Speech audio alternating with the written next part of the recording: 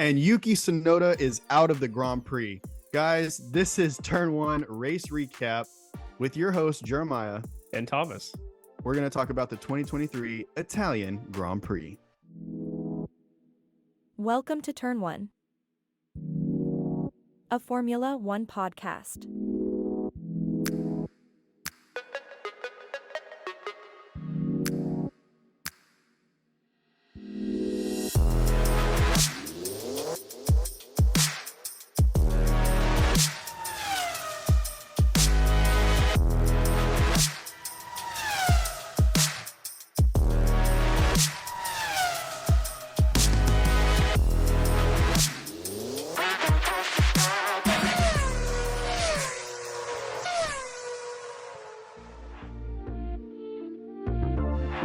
Now entering the grid. Here are your hosts, Thomas and Jeremiah. Dude, this was a race. There was nothing but pure racing action for 51 laps of this thing. Well, if you don't count the formation laps, I guess it's actually 50 or 49. It was, in terms of pure race value, when you talk about number of battles, the length that the battles spread out over the race, the intricacies behind the team dynamics in this race between Red Bull and Ferrari and Mercedes, might be a top 10 race that we've watched. And I'm talking about this year and all the ones that we've seen historically, Drive to Survive and all that, just pure race value. What a good race. The strategy was so awesome to watch because you watch these drivers, they would get right up on the back of the car in front of them, but they aren't able to make the move. So now you can see the cogwheels turning as they try to piece together when and where and how they're going to make this move stick in a way that they can't get taken back over, or they don't lock up going into turn one, or whatever the case may be. This was a great race for the namesake of our show, Turn 1. That is where all of the action was throughout the day. We're going to talk a little bit about qualifying, some weekend observations. We're going to briefly hit Turn 1 this week. We're going to replace that, though, with radio calls, because Turn 1, at the start of the race at least, was a little bit conservative from the drivers. So we'll do radio calls. We'll do key moments you might have missed, some winners and losers, and then we'll bring home the 2023 Italian Grand Prix. Jeremiah, what did you notice out of qualifying? Again, I have to state this every time because the man deserves it. The Williams, and more specifically, Alex Albon, looked amazing. He kept it in the top 5, top 10, every single qualifying, every section, Q1, Q2, Q3. And it's by large margins too. I was thinking that he was going to be finishing around like 8th, 9th in qualifying. No, he's 5th. Like dominant positions. In Q1, he was second to Verstappen by exactly 0.088 to Verstappen. Jeez. As far as your not so great moments of qualifying this weekend, I gotta say Alpine were non-existent. Is kind of sad to see. You can blame it on Esteban Ocon might have damaged his floorboard, and because of that, he might have been a little slower. But then, what's your excuse for Pierre Gasly at that point? The point is the Alpines as a collective did not look strong this weekend. It's got to be the car, right? Because when I look at their Q1 time, which they were both out in Q1, they were both off of the leader by 0.972 and 0.975. Yeah, so it's not like they're off of each other. Yeah, that leads me to think the car is limiting them to that speed at Monza. And speaking of the car being a limiting factor on this track specifically with this low downforce packages that everybody's bringing, another one is Aston Martin. Here's where it went wrong for Lance Stroll. So in P1, it's not his fault, kind of. In P1, they gave the spot to Felipe Drugovich, let him get some time in. You know how they have to get the rookie in there to get some time for them and yada, yada, yada, do tests or whatever it is. Practice 2, he had a fuel issue and was not able to get out on track. So there's another practice section where he has no practice whatsoever, no time on track. So practice 3 was pretty much his only running. And then it's basically boom, right into qualifying later that same day. I don't really blame him for not having the best qualifying in that aspect. I guess, but these guys should be, you look at other professional sports where guys are sick or they have injuries and they immediately come in once they're back and ready to go and they just dominate. And I just not seeing that out of a Lance Stroll. I do want to mention, if you're cool with this, the Q3 time spread for the top three. Ooh, yes. Please touch on this. So obviously Carlos takes pole, which is kind of crazy because Wow. this is the Ferrari home race, right? The Tifosi's out in full effect. So Carlos takes pole. Max Verstappen gets second, behind by 0.013 seconds. 13 thousandths of We're a talking, second. I mean, we're talking millimeters if there's a photo fin. Like if they're doing this at the same time, millimeters off. Jeez. And then Charles Leclerc off by 0.067. Just another millimeter. So essentially, you had the entire top three separated by a tenth, less than a tenth. Less than a tenth. And you have, looking down at the 10th place, which was Fernando Alonso, he was over a second to the top three, which you don't normally see that in qualifying. So they were just cooking up at the top. Yep. They were absolutely cooking. And good for Carlos, because him getting pole allowed him to have about as good of a day defending against Max Verstappen as you could. Which he needed it. Right. That's all that I have for the weekend. Everything else was pretty much straightforward. You saw the things that you were typically going to see, except for maybe Mercedes not looking too hot, Ferrari looking very strong, McLaren maybe not looking too hot. That's about all I got for the weekend wrap up as far as the qualifying sessions. Yeah, let's look at the race a little bit. So going into this race, obviously it's a Ferrari home race, so everybody's wanting Ferrari to do well. The announcers, Crofty and Brundle, were making a statement before the race and then throughout the race that Ferrari is running a team approach. So they must have had interviews with the Ferrari, team managers and all that throughout the week about how Ferrari was saying, we're going to go with whoever's on top and we're going to have a team strategy and all this. So they made a big point about that. And we saw that kind of play out in the race with swapping around Charles and Sainz. Verstappen is going for 10 in a row. And Red Bull is going for a full sweep of the 2023 season, which is insane. Okay, I will say turn one, there was a lot of, I think, action in terms of people fighting for position, but none of it really played out in much, which is why it was kind of a little bit of a dull turn one.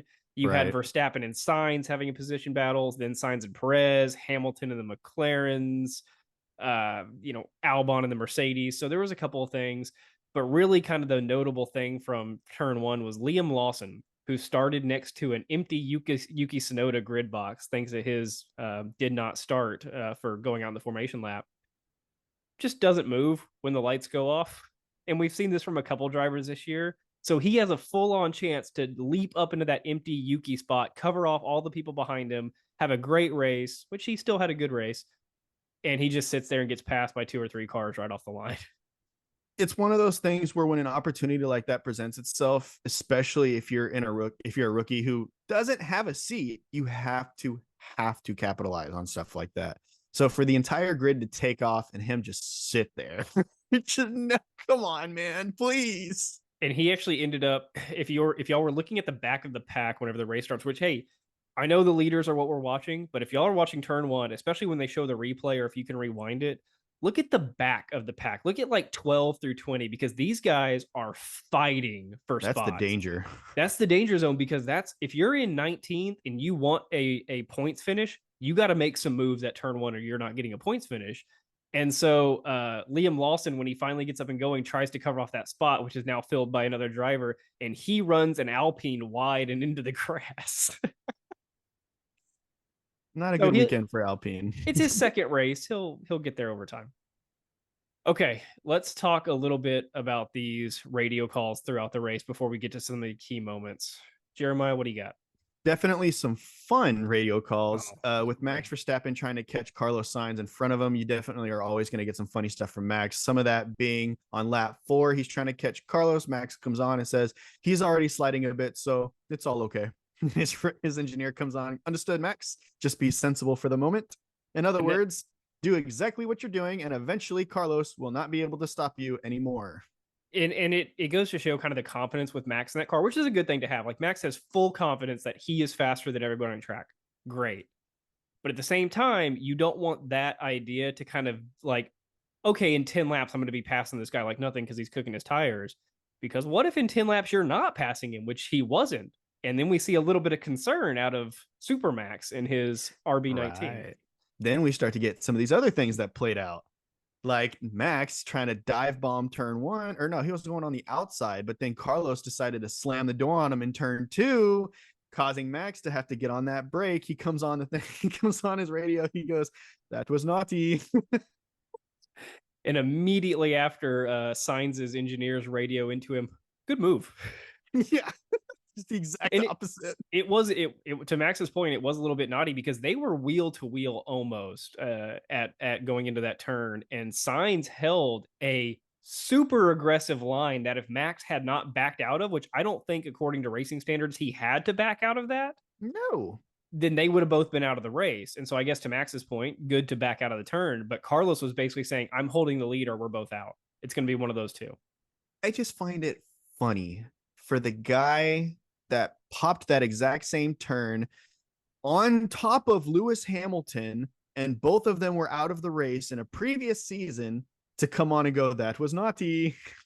Different expectations, 3 years of growing as a driver. I mean, if he was in a battle with Carlos Sainz, I think Max would have done that a lot differently, but he's not in a battle with anybody. So I don't remember which attempt this was because it was every single lap at turn one. Max was trying to take over Carlos, but on one of them going down the long straight, Max has the DRS. He's coming down, about to catch up to Carlos Sainz, and Crofty, he comes on and he goes, "Enter the Jaws theme music." And the whole time I was just, da-na, da-na. This Max is approaching. Okay, I got one for you. Lap 9. Old George Russell, who has at least one good radio call per race, right? Like his sass is kind of his thing at this point. So he is, he's kind of in the middle of the top 10. He's got some pressure from behind. Do you remember who was pressuring him from up behind? Yeah, he was, at this time, he was behind both Ferraris and he had pressure from Perez, who was behind him. So his team comes on and they go, "Hey, we need you to manage your tires." That was, they asked for a couple of turns for him to have specific tire management. And he says, "I don't know if you can see my car right now, but I've got cars coming up my rear." He used another term, but which I'm sorry. Oh, go ahead. I was just gonna say the craziness that is Mercedes has 12 people on the pit wall who are highly paid and trained just to watch his car. The audacity of George to come on and say, "I don't know if you're even watching my car." That's exactly what I was about to say, is that Mercedes, if you look at their pit wall, it's huge. It's not like Haas where there's 2 or 3 guys. They have like 5 or 6, 7 dudes all standing there. And that's just the guys on the pit wall. There's guys in the garage that are also checking all the charts, checking all the graphs, making sure everything's responding properly. They are watching this car the entirety of the time, from the second it's fired up to the second it's put down at the end of the race. And this man, George, comes on going, "I don't know if y'all are watching." And I get what he's saying, because like you can't, there's a certain point where you can manage tires, but if you're the driver and you know that that's going to cause you to lose race position that you're not going to get back, it's hard to give that up for tire management. Yeah, and the only thing I was thinking, I was trying to picture how I would even do something like this if I was George in that scenario. And I guess it's one of those things where you stay aggressive, because apparently you're fine for the rest of the turns. They didn't say anything about the other turns. So I would stay just as focused and aggressive on all of the rest of the track. But then once I get to turn 6, I believe is what they were wondering or wanting him to fix, I would just be super, tire management guy, trying to make sure that I don't have any degradation whatsoever. And then immediately back to aggressive, like right after turn 6. I don't know if y'all are even watching my car. What a great line. Okay, what's the next one? The only other ones that I have is I've got a couple where it's just Lewis Hamilton coming on saying we pit way too early to come onto the mediums. I have the one from lap 18. This was more of a strategy one than a fun one, but this was, we'll get into this in key moments, but this is after Carlos had locked up defending against Max. Leclerc reports that Sainz is struggling with the rears, and then immediately after that radio message comes in, the radio message from Carlos comes in saying that his tires are finished, basically indicating that Ferrari should have pit him the lap immediately after his lockup rather than running him 2 or 3 more laps. Yeah, at this point, you're slowing down Charles for the rest of what he's got on his tires. Carlos is just slowing down, losing time to Max. They should have pit him. What about the end of the race ones? That's exactly what I was about to say. The only other one from the end of the race that I did grab was whenever Carlos, or they came on. First of all, dog fights at the end, absolute dog fights from the Ferraris going after each other. So much so is that Carlos Sainz comes on and he goes, "We need to get to the end." Guys, he's basically like, "Help me, please." He said, "Guys, let's bring this home. Let's bring this home. Please help me." Oh my gosh, that was bad. That Ferrari fight at the end, that got a little nasty. We'll talk about that a little bit more, but Well, and then they come on to Leclerc on lap 50 out of 51, and they say, "Charles, no risk, no risk." And Charles is out there battling for position. He was risking everything. It's like Charles, no risk, locks up all four tires going into turn one, dive bombing. Like 10 seconds after that radio message popped up. Oh my gosh, Now, hey, that was great. Conspiracy theory. This is the Tifosi home race. Was that just a show? Oh, I didn't think about that. No, there's no way he's locking up all four tires as part of an act. Well, they didn't have anybody behind him, so there was no pressure for him getting that overtake done. George was way back there, if I'm not mistaken. So it was really just those two up there. I think Charles just wanted that podium. I mean, it's the home team. They're two drivers for Ferrari going after the podium. He doesn't want to be the teammate that doesn't get it, because then you're the slower teammate. All right, let's look at some key moments. You want to? Let's go for it. Here's number one. I have 5 key moments and then an honorable mention because it really messed up somebody's race. But first one, lap 6. Verstappen was, for the first 6 laps, Verstappen was gunning for that overtake. And you notice whenever they brought up the battery indicators, Verstappen was killing his battery too, trying to get past Sainz. Now, Sainz was cooking his tires, but Verstappen was killing his battery. There was, on lap 6, a key moment where Verstappen was swerving in and out behind Sainz. He had DRS. He went on the outside for the overtake, and it was the best overtake attempt he had so far. And Sainz held the lead, and Max actually, I think, locked up, and it actually pushed Max down to back to like 0.8 or 1 second behind, whereas he was at like 0.2 every lap up before that. And so not only did it keep Sainz in the lead, it kept Charles in the race behind Max at that point. That's exactly what I was about to say. Is I remember this because I remember Charles Leclerc almost right off the bat was immediately like a second away from the fight. It was, Carlos and Max took off, and Charles was just kind of sitting back there. All right, I'll be here. See you at the end. Yeah, but eventually with Max, trying to do those dive bombs in turn 1 or go around the outside, whatever attempt he was trying for that specific round, that slowed him down quite a bit. And I thought that with Charles being able to get the DRS, I thought maybe that Charles would be able to bring the fight back to Max. And what I really wanted to see, and I think that Ferrari needed, was if somehow Carlos could have slowed down Max enough that Charles could have got in front of Max, and then Max would have had to take over 2 Ferraris to take the lead. And I think Ferrari would have had a way better shot at winning this race if they had just been able to make that stick. There were a couple of strategical things with Ferrari throughout the day that brought things into question, like switching the drivers around, the tire management, maybe the pit stop strategy of when they pick Carlos, when they didn't pick Carlos. They didn't double stack it. They ran one around, then they ran the other in. A couple things like that. Number 2, your boy, Alex Albon, for the first 15 laps, had over a second lead on both McLarens. Not only did he start in 6th, the guy performed until he went for the undercut on lap 15 when he pitted, which ended up working for him, that undercut on lap 15. Him holding off both Piastri and Norris behind him allowed him to finish where he did in 7th. I'll go one further, because I don't know if you remember this one. It was either lap 1 or lap 2.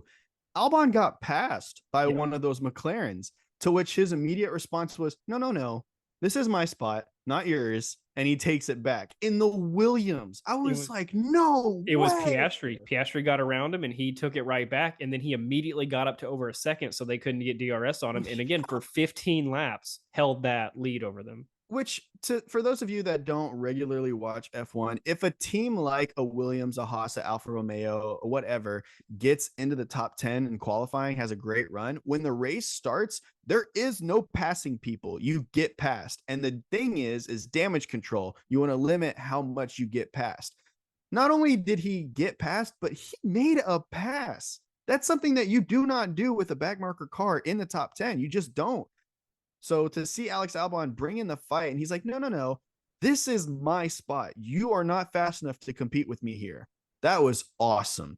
It was great. Great race from Albon. Number 3, this is a little bit harder to quantify in terms of like duration of the race, but I took the note on lap 8 that the top 5 cars were all within 3.4 seconds of the leader. Now, that actually ended up holding for much longer than lap 8. That actually went all the way to the pit stops, which started on lap 15 and ran through like lap 28 when Lewis pit or whenever, because I believe he was the last one. And then whenever they all came back out, they were almost within that same time period of 3 to 5 seconds. That is not what we have seen this whole year. That's not usually what you see in any F1 year. Usually at that point, the leaders got 3 seconds by themselves, and second place has 3 seconds and so on. Not the top 5 all within 3.5 seconds. No, this race was very bunched up for the entirety of like all 51 laps, and I enjoyed it. It's not even like all of the cars were actually stacked up on each other. It's that there were so many different cars that were stacked on each other that wherever you wanted to look around this track, you could see a fight happening. Yep. And I mean, we always, tell and encourage people to like watch not the back markers, but watch the middle of the field, watch some of the cars trying to fight to get points, because there's some good battles there. But it was nice to see a top 5 fight. Dude, the top 5 digging at each other. Mercedes going at it with McLaren, Ferrari going at it with Red Bull. Oh my gosh. The fact that anybody was able to bring the fight to Red Bull for the first time this season. Oh, I just got goosebumps. Okay, number 4. This is okay. When you start in pole and you're Carlos Sainz and you're defending against Max Verstappen, I hate to say it, you have to run a perfect race. You cannot make a single mistake. And for the first 14 laps, Carlos was perfect. His defending was perfect. His battery use was perfect. His tire management was a little questioned, but he just had to make it to the pit stop, right? He started on mediums. He just had to make it to switch to hards. That's all he had to do, and then he would have been back in the fight. Lap 15 comes. He's in that dogfight with Verstappen, which Verstappen really hadn't had a good chance from lap 6, where we talked about earlier. That was his last like really, really good attempt. Lap 15 is another recreation of lap 6. Carlos just goes too hard in the turn, locks up. He either cooks his tire or burns a flat spot on it or overheats it, something. But he locks up. He holds the lead through turn 1, but Max swings around on the outside and like immediately takes it going around turn 3 and 4. That was his mistake. And it was a mistake. You can't afford that. He took turn 1 way too deep, which caused him to have a horrible angle for turn 2. And because of that, he wasn't able to get the car fully turned around. Max took advantage of this, so he actually went really wide for turn 1 on purpose so that he could position himself to cut in early on turn 2. Therefore, he was getting on the power pretty much the exact same time Sainz was, if not earlier. So that pass was bound to happen. There was no fighting it. The fact that the Ferrari was able to keep it side by side going into the next couple turns before he finally did get that overtake finished, I was surprised because, like I said, Max got on the power faster. That Red Bull is faster. So the fact that the Ferrari was able to stay side by side with him going into that turn, which made it to where Max couldn't guarantee he was going to get this move done. That's awesome stuff, man. One of the radio calls that we forgot to mention, I don't know how we forgot this, the overconfidence of Max saying that Carlos was sliding. 10 laps later, Max comes on and says, guys, the Ferrari's fast, top speed. Yes.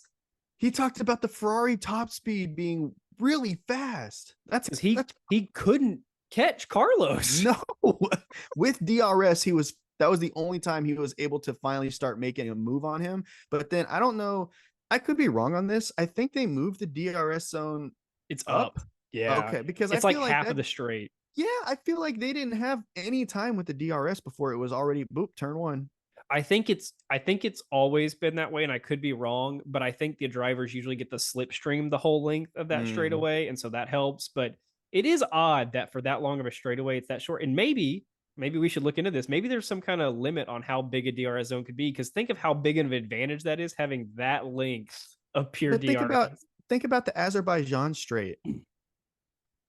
The start Yeah, finish straight, their DRS yeah, is, and they shortened that. They brought the yeah. DRS zone way short, but that is still massive.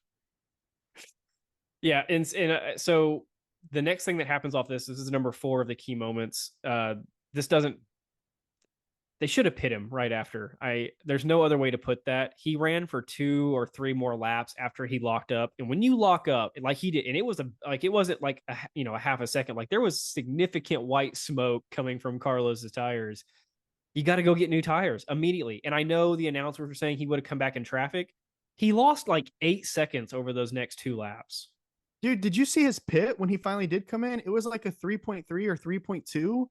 There were a couple of bad pit stops in that race from He needed to come in, pit for a 2.2, 2.1, immediately get back out there. And then here's another problem. They talked about this in the interviews afterwards, but the problem is that Max was on a strategy to take his tires to 20 laps. Then he was going to jump onto the hards and take those for 30 laps. That's the race. Ferrari, they were having, like, could not keep going to pit on lap 15.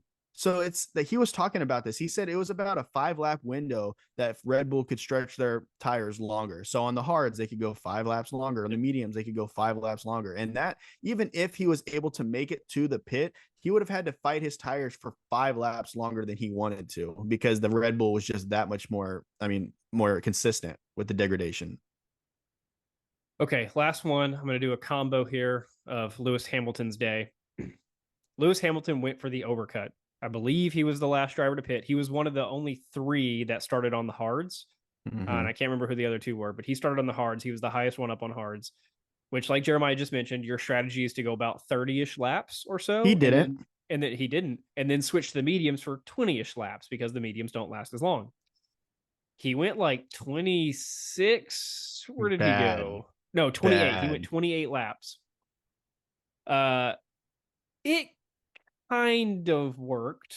Yeah, I will say he had a lot of speed on those mediums at the end. He was making his moves. It got him up all the way to where he was right behind his teammate.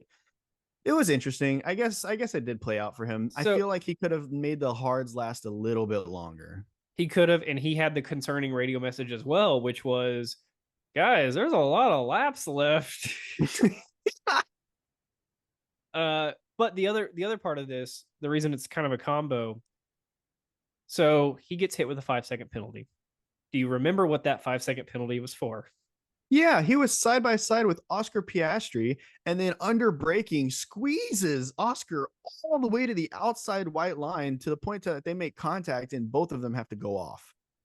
So here's my issue with this. And Formula One's not perfect. We recognize that. There's situations that come up that when you apply the rules just doesn't sit right with you. We talked about this, I think, earlier this year. Was it Australia, when Carlos got that 5-second penalty on that fraudulent last formation lap that they did that put him from like 4th to 12th or something like that.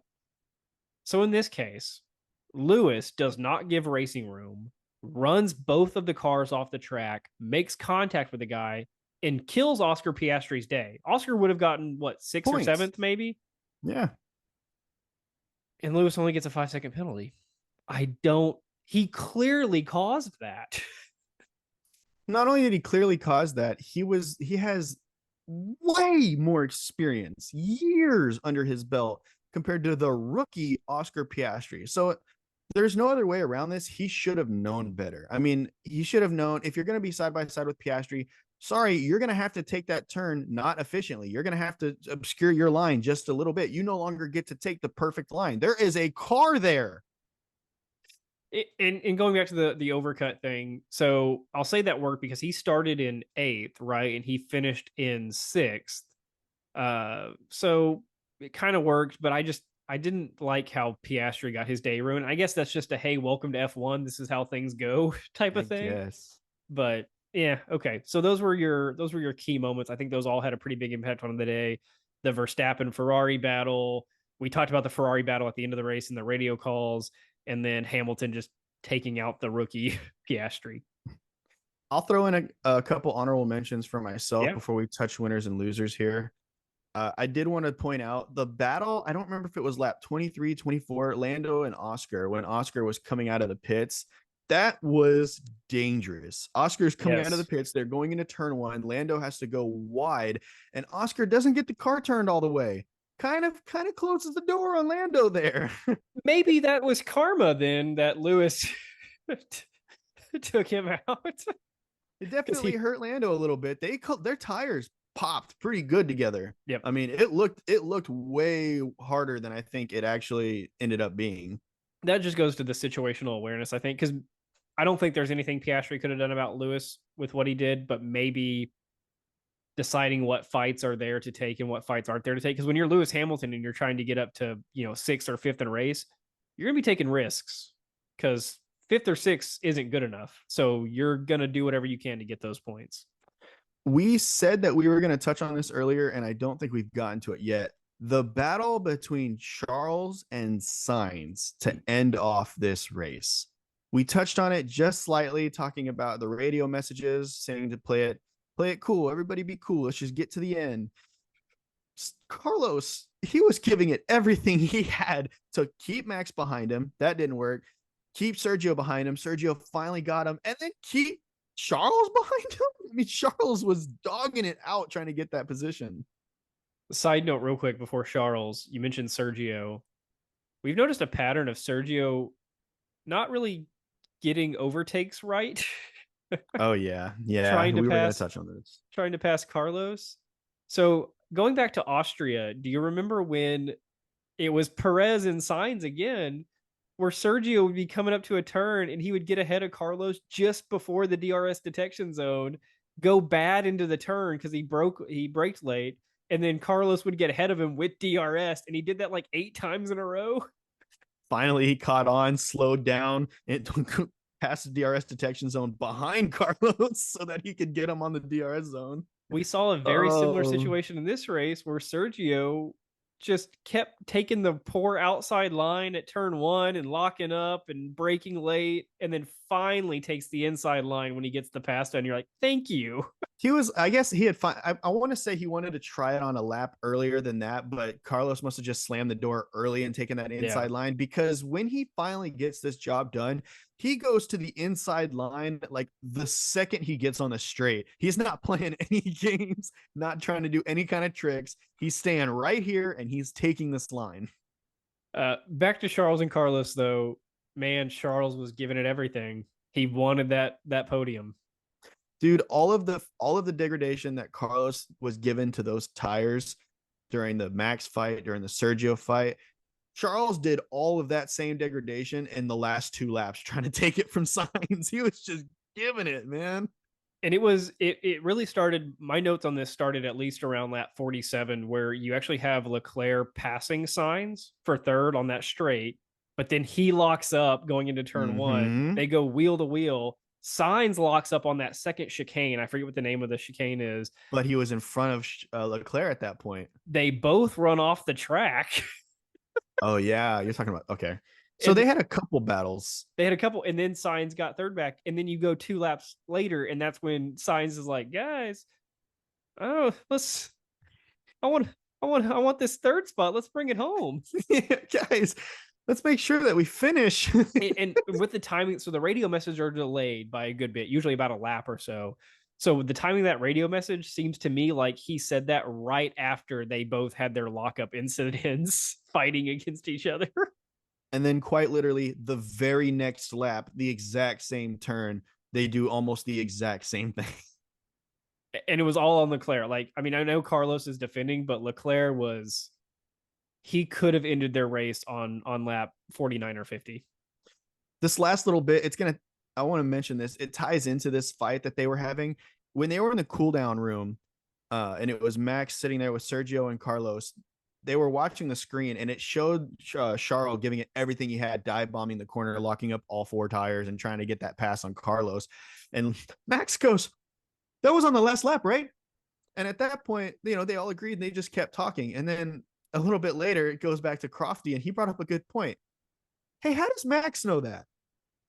Why does Max know what was going on the last lap behind him? We brought this up before, referencing back to like when they're at Abu Dhabi and they have those. Well, Fernando Alonso looking at the TV screens in Canada, I think, and then at Abu Dhabi they have all of those screens around the track, and all the drivers are watching all of the TV screens. I think they just have the best situational awareness of where every car is on the, and maybe they're talking to their engineers a lot more than we hear on the broadcast. Sure. I don't know what they can see on their like wheel screen, like their steering wheel screen. I don't think they can see positions, but maybe they just have a lot of situational awareness. And when you're Max and you're leading the race by 6 seconds, you can kind of look around. I just think it's funny that it gets to a point to where he's no longer racing, but it's just watching the race. He's just a spectator while on the track.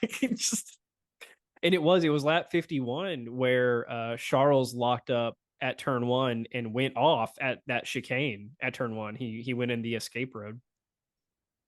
I just thought that was pretty funny that he's just sitting back there chilling. All right, so the race ends. Your race order is Verstappen, Perez, Sainz, Leclerc, Russell, Hamilton, Albon, Norris, Alonso, and Valtteri Bottas. Getting a little point. Getting a little action. Give me this. Who are your winners? Winners for number 1, Red Bull, for obvious reasons. I have to, you can put them for every single one, but realistically, the reason they're listed today is because the records that have broken. I mean, Max Verstappen winning 10 straight, and then Red Bull getting number 15, I think it was. A streak that's been so long that it's not just this season. They sweep this season and wins from the previous season. It's unreal. My next winner, I'm going to give one to Sergio. That dude put up a fight. He had to get past Russell, who put up one heck of a fight against him. Then Charles Leclerc, maybe not so much. He kind of moseyed his way past Charles, but Carlos gave it to him to make sure that Sergio did not get past him. So watching that was also really cool. I have to give Sergio his flowers per se on that one. Another big one, we talked about him a lot these past 4 or 5 races, and it's time that I'm going to put some serious respect on his name. Alex Albon. This man is regularly qualifying top 10, regularly finishing top 10. It's no longer sometimes squeezes through and gets a 10th place finish. No, he's getting 7th, 8th, 9th regularly at this point. And if this man is not in a top seat within the next 2 seasons, I'm going to be very upset. He's doing exactly what someone in his situation needs to be doing. You get exactly. You're not expected to win at Williams. Like, it's not like, it's not like the way that drivers get promoted is that they're in a Williams or an AlphaTauri and they win 3 races in a row and I'll get them on top seat. No, it's get points, finish the races consistently. Don't make mistakes, have good on track moves and dynamics. In the past couple of races, just where he's at, I know he's not in the top 10 of points or anything like that, but he's really been putting on a show the past, 3 or 5 races. Yeah, and then it doesn't help when every single race you're like 6 spots ahead of your teammate, 7 every single race. He's currently 13th at 21 points. There's a good bit of the season left. He could crack in the top 10. That would be wild. If Lance Stroll continues to not get points, if the Alpines continue to not get points, it could happen. I want to see him bringing the fight to the Alpines, because if a Williams is bringing the fight to the 2 Alpine drivers, that should speak volume. Okay, is he your last one? Oh no, I've got 3 more. I'm gonna kind of breeze through these. You got the whole grid as winners. It's a good race, man. It's a good race, and you if you can disagree with me on any of these, I'll be shocked. That's why I have so many. Next one, Carlos Sainz. Disagree. Okay, yeah. Battling Max Verstappen off for 15 laps. He couldn't cut it. You're right. Loser. Now he's again, it was that one mistake, and you can't blame a guy for one. Max Verstappen even makes mistakes in race. Remember, what was it? Was it Spa where he almost flew off the track? And then he giggled about it on the radio. So you can't fault him for one mistake. I think that was about as good of a race as you can have against Verstappen. Yeah, and then against Perez too, and then to still get the podium from his vicious teammate. That was awesome stuff. I have Valtteri Bottas on here, and there's a reason why. So check this out. Alfa Romeo and Sauber are done at the end of this season. Now, Alfa Romeo is home base is Italy, just like Ferrari. So this was Alfa Romeo and Sauber's last home Grand Prix, because Sauber is based somewhere else. And then whenever they get a new contract with whoever they're going to go with, I don't remember who it is, but whoever they go to next, their location is going to change. It's no longer going to be Italy. So for Valtteri Bottas to come in 10th, bring points home to the team on their last home Grand Prix, I thought that was a magical moment, and I gave him a win. Is it that I was trying to look it up real quick because I couldn't remember either? Is it that Sauber is going to continue a team, Alfa Romeo's out, and then Sauber's partnering with Audi in 26? Yeah, Sauber has never been out of the sport. They just Right. keep changing who their technical partner is. It kind of stinks for Alfa Romeo, but I've never really thought of them as a dominant car manufacturer. So you think that, but then if you go back into the 1950s, Alberto Ascari and the Ferraris, Alfa Romeo was a huge name back then, and it turns out they've got some serious F1 lineage. I had no idea. I guess for us, it's kind of like the Renault thing, where like I had never heard of Renault before watching F1, but they're like a big name European car manufacturer. And I'm sorry if you're in Europe watching this and you're like, oh, dumb Americans, you didn't know Renault was a thing. I mean, I'm sure we've got brands y'all don't know about, but yeah. And last time I checked, I don't go walking around Italy staring at Corvettes. Just pure American muscle. My last winner, Liam Lawson. Bad start, but the dude finished 11th in an AlphaTauri without his reference of Yuki Tsunoda next to him. He's doing okay. I mean, I know it's he not finished ahead of Sargent, finished ahead of Zhou Guan Yu, finished ahead of Stroll. Those are people that he's going to be regularly fighting with, and he finished ahead of them. It's his second race in an F1 seat ever. If he can do that for the rest of the season, and I don't expect him to get points this season, I think he won't be back in that seat next race. I think it's back to Ricardo, but well, yeah, if whatever his is left of his race time, if he can get top 12, 13-ish, he's making a case to be the next guy on the grid. Making a case for it. Because he didn't have the dominant F2 history that we saw out of like Piastri or anything like that. He was a podium guy, right? But not over the top champion in everything that he's ever done in his life. He's got some serious skills. He did really well in the lower series. It's like in the NFL, you see the guys that are sometimes really successful came from the small colleges or whatever, where they were just really good at their place, but nobody knew about them. Maybe he's in that kind of boat. Okay, quickly, mine are Red Bull. We don't need to talk about that. Carlos Sainz and Ferrari, you had a good point on this where he did about as good as you could against Max Verstappen. He also held off Charles. He fought Perez for a little bit. Cooking your tires and your batteries that much in a race and to still finish where he did in third, pretty good day. And then my final winner, Alex Albon, for the same points that you mentioned. He should be the guy that gets whatever seat opens up next. Most likely an Alpine. I hope not. I really hope not. Now, I really hope not. The crazier so things, bad. We were talking about this before we started recording. Both Ferrari, as far as we can find, both Ferrari drivers' contracts are up after next season, 2024. You could see Red Bull pivoting to, and so is Sergio Perez. You could see Red Bull pivoting to another number 2 driver, whether that be Carlos, probably not Charles, but maybe. That could open up a Ferrari seat. There could be a Red Bull seat open, although I don't think Red Bull's going to bring back Albon, although crazier things have happened. I don't see McLaren having an open seat for like the next 8 years.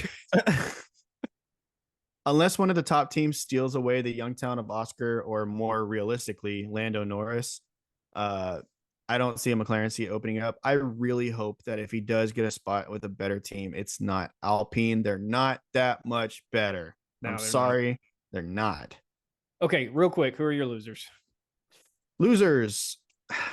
I hate putting this because I have to generalize it, and I don't want to. Aston Martin. Fernando, you did what you could. I love you, dog. I know you tried. You got 10th or 9th. Good finish. But Aston Martin just does not look good on low downforce tracks. I mean, he did not do good. The practice sessions didn't go good. The qualifying didn't go good. Lance Stroll could not figure out that car. Couldn't get out of what he never got above. Oh, he finished 16th. I was going to say didn't get above 18th. Aston Martin did not look good on this track. Hopefully, we'll go to more tracks that'll have higher downforce and it'll suit their car better. They'll be faster in turns. We'll see some podiums in the future. Not this race. Haas, loser for me. I hated saying this because I love my boys, but they finished 17th, 18th with Nico qualifying. Wasn't it top 10? Or no. He was like in 11th or 12th. He was 13th. Okay. And then ended up right above Magnussen, 17th and 18th. Jeez. I don't know what their deal is, but hopefully we just go to a different track and they have a better car that's suited better, because this is not this one. Losers, big time losers. Alpine, non-existent this entire weekend. Non-existent completely. All practice sessions, all qualifying, the whole race. Couldn't care. You could have taken them. They could have DNF'd when the race started. I wouldn't even have noticed but at all. Both were out in Q1. If you're a top 5 team, you got to have somebody make it to Q2 and 3. That's why I say if Albon goes to anybody, it better not be Alpine. I don't see them as a good team whatsoever. Another loser for the day, McLaren. This one is a little bit, it's different. I'm not saying they're a loser because they did bad. They didn't do bad. In fact, Piastri kind of got screwed out of his points at the end there. I'm calling them a loser because they've been finishing in the top 6 regularly, and neither one of them finished above 8. Struggling a little bit last 2 races or so. I really want to pin this on the track. I really don't think McLaren is built for the low downforce, just pure speed package. I really think that they've been bringing these upgrades to allow them to cut through the turns better, which is why they compete really well at the same time that Mercedes is competing really well, at the same time that Aston Martin is competing really well. They all have a car geared towards turns. Okay. We're pretty much on the same page this week. First loser, Haas. Garbage. I mean, they used to have that whole like qualifying high thing, like somebody getting in Q3. They've lost that the past couple of weeks. Loser number 2, Oscar Piastri. Ooh. Because of the Hamilton situation, yeah, he lost. I get it. He was the loser on that end of that battle because Hamilton only got a 5-second penalty and he got kicked out of the points. There's a loser there. And then finally, Aston Martin. Now, I mentioned this last week, and Jeremiah gave me some crap. He's like, oh, you can't say Aston Martin's a loser just because Lance Stroll isn't performing yet. This week, Jeremiah labels Aston Martin as a loser. And he said, if that's the case, then put Aston Martin as a loser every single week. All right. The only reason I put Aston Martin on here as a loser is not because of the drivers at all. I didn't put Lance Stroll in this or Fernando Alonso. I put them as a loser because they built a car that cannot handle Monza. Alonso was, in line to be the number 2 driver this year. They were absolutely in line to be the number 2 constructor this year. And where are they this week? They've been passed by Ferrari. They are now 4th. They are a midfield team. They are no longer an elite competitor. They are not in line to win races. They're not in line to get podiums really at this point. What a drop off. Still a way better season than last season for Aston Martin, like no doubt about it. But what a disappointment from the first half of the year to this back half of the year. It's tough. You have to bring yourself back down to reality because you have to remember that the first race of the season does not dictate how the last race of the season is going to go. These teams bring upgrades. These teams have money, and Aston Martin is a newer team in the sense of being a front-running team. They've been a back marker team for years. The 7th place finish last season. So for them to be in 4th, you have to bring your expectations back down. For them to be in 4th is absolutely incredible. And if they finish 4th, it'll be stunning for a team to go from 7th to jumping 3 spots and getting in 4th to finish the next season, beating out Alpine, beating out McLaren. That is unrealistic. Well, we said this earlier in the season whenever Aston Martin was doing pretty well, but Lance Stroll wasn't. Lance Stroll hasn't done well all season. No. We said Alonso has to be getting top 2 or 3 every single race to keep Aston Martin in the fight. And he got 2nd last week in the Netherlands, but you have to go all the way back to the Canadian GP like 6 races before to find his last podium before that. There was 2 two factors that we had in that. It wasn't just that Fernando had to finish at XYZ position in order for them to get this.